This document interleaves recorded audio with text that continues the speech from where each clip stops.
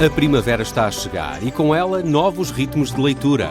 Leia artigos de opinião e receba acesso antecipado a todos os episódios de Podcast Plus. Acompanhe a atualidade ao minuto. Assine hoje o Observador com até 58% de desconto e habilite-se a ganhar uma tote bag e um voucher da Livraria Almedina. Tudo em observador.pt.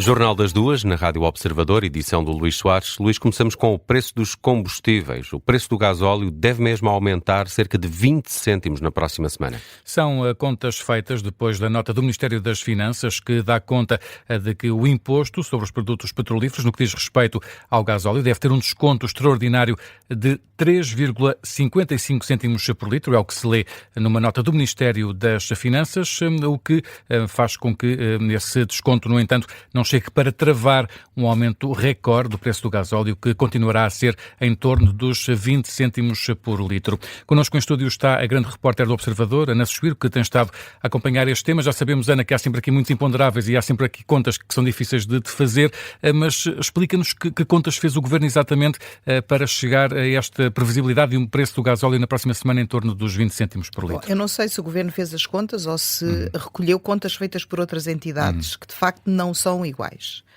Nós temos dois números. Há um número que é divulgado, salvo erro, pelo Automóvel Clube de Portugal, que vai na linha daquilo que o Governo, das contas que o Governo agora apresentou, mas há também fontes no mercado petrolífero que falam num aumento superior na casa dos 25 cêntimos por litro no gasóleo. Para baixar o imposto, o Governo escolheu a estimativa mais baixa, que aliás não é incomum. Já aconteceu quando foi na altura do Governo de António Costa e da guerra da Ucrânia, começou-se por fazer uma coisa muito parecida com esta, e que é o quê?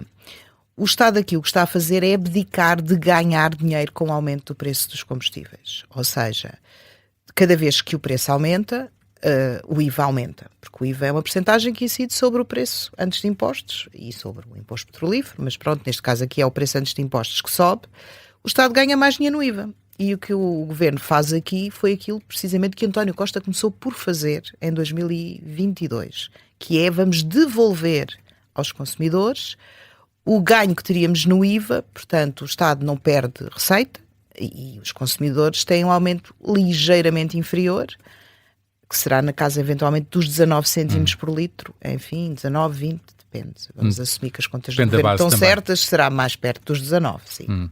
Ana, quais é que são os fatores que estão a contribuir para esta escalada do preço dos combustíveis, em particular do gasóleo, até porque temos aqui uma grande diferença. O gasóleo irá aumentar cerca de 20 cêntimos, a gasolina fica-se pelos 7 e qualquer coisa. Pois, se fosse um aumento que refletisse de alguma forma aquilo que foi a valorização do preço do petróleo nesta semana, que tem sido grande, consistente, mas sem disparos assim anormais a cada dia, provavelmente o gasóleo subiria ao mesmo que a gasolina, eventualmente. O que é que acontece? Acontece que o mercado do gasóleo, a Europa é deficitária. A Europa consome muito gasóleo, mas não produz muito gasóleo. No passado recente importava da Rússia, não é? Mas em 2022, com a guerra da Ucrânia, houve várias companhias, uma delas foi a Galp, que suspendeu as importações de gasóleo da Rússia e de um outro produto que é usado para fazer gasóleo, que é o VGO. E onde é que eles foram encontrar alternativas? Ora, no Médio Oriente, não é? Pronto, então estavam a comprar às refinarias e aos países do Médio Oriente, com o Estreito de Hormuz fechado e algumas refinarias naquela zona também paradas ou condicionadas devido a ataques.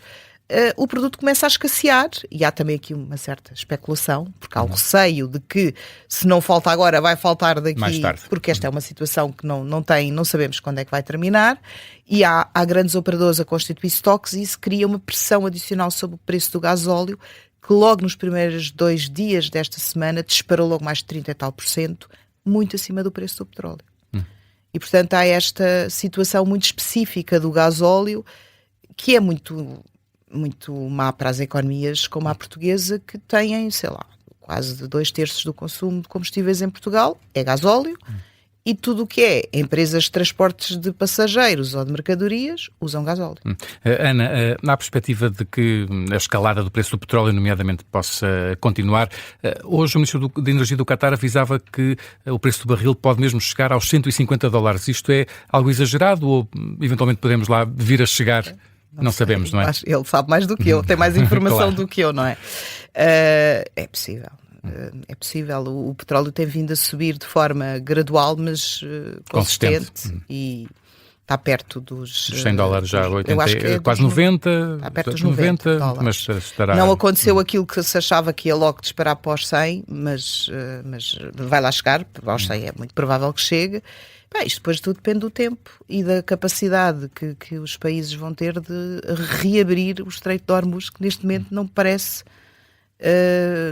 existir grande segurança nesse cenário e também já percebemos que a guerra não vai durar 4 semanas, não é? Vai depender da evolução do conflito, claro. Obrigado, Ana Suspiro, grande repórter do Observador, a ajudar-nos aqui a olhar para aquilo que será a evolução do preço dos combustíveis, nomeadamente do gasóleo, que deverá subir em torno dos 20 cêntimos por litro a partir da próxima semana. E o Governo promete continuar atento à evolução do preço dos combustíveis nas próximas semanas, admitindo até mais medidas. Garantia deixada pelo Primeiro-Ministro Luís Montenegro no final da Cimeira Ibérica. Luís Montenegro promete ficar atento à subida dos preços, com medidas de natureza nacional e eventualmente também de cooperação com Espanha.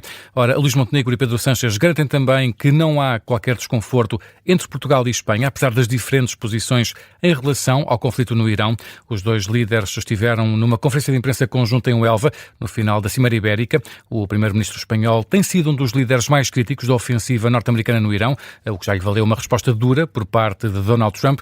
Já o líder do executivo português tem afirmado que nesta altura Portugal está ao lado dos aliados. De qualquer forma, Luís Montenegro garante que estas diferenças não beliscam as relações ibéricas. Para nós, Portugal, o caminho da ameaça ou da acusação não é o caminho correto.